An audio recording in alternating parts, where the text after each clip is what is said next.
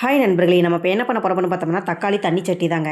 சூப்பரான டேஸ்ட்டில் ஈஸியாக குயிக்காக பண்ணலாங்க. இந்த ரெசிபி சூப்பர் டேஸ்ட்டாகவும் இருக்கும், ஈஸியாகவும் இருக்கும். 10 நிமிஷம் தான் ரெசிபி செய்கிறதுக்கு. இப்போ வாங்க நம்ம அடுப்பில் ஒரு பாத்திரம் வச்சுட்டு பாத்திரம் தேவையான அளவு தண்ணி ஊற்றி ஒரு 6 தக்காளி சேர்த்து வேக வச்சு தனியாக எடுத்து வச்சுக்கோங்க. இப்போ வந்து அடுப்பில் ஒரு பாத்திரம் வச்சுட்டு தேவையான அளவு ஆயில் ஊற்றிட்டு ஆயில் சூடானதுக்கப்புறம் கடுகு உளுந்தம் பருப்பு போட்டு பொரிய விட்டு 1 ஸ்பூன் சீரகம் சேர்த்துக்கோங்க. தேவையான அளவு வெங்காயம் சின்ன சின்னதாக கட் பண்ணி சேர்த்துட்டு ஒரு பச்சை மிளகாய் சேர்த்துக்கிறேங்க. சேர்த்துட்டு வதக்கிட்டு இருக்கிறப்பயே நம்ம 2 கொத்து கருப்புள் சேர்த்துட்டு வெங்காயத்தை நல்லா பொன்னிற வர அளவுக்கு நல்லா வணக்கி விட்டுக்கோங்க. நல்லா வணக்கி விட்டுட்டு இப்போ வந்து நம்ம தக்காளியை வேக வச்சு வச்சுருக்கிறோம், தோல் உரித்து நம்ம பேஸ்ட் மாதிரி அரைச்சி சேர்த்துருக்குறோம். சேர்த்துட்டு தண்ணி தேவையான அளவு சேர்த்துட்டு தேவையான அளவு உப்பு சேர்த்துட்டு நல்லா கலந்து விட்டுக்கோங்க. நல்லா கலந்து விட்டுட்டு இப்போ வந்து லைட்டாக கொதி வரட்டுங்க. பாருங்கள், நல்லா கொதி வந்துட்டு இருக்குது. நல்லா கொதி வந்தவனே மசாலா ஐட்டம் எல்லாம் சேர்த்துக்கலாம்.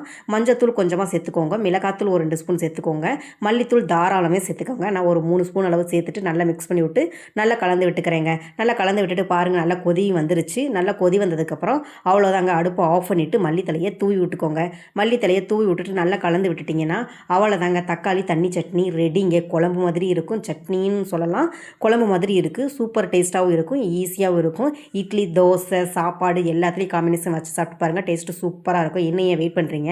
ட்ரை பண்ணி தான் பாருங்களேன். பாய்.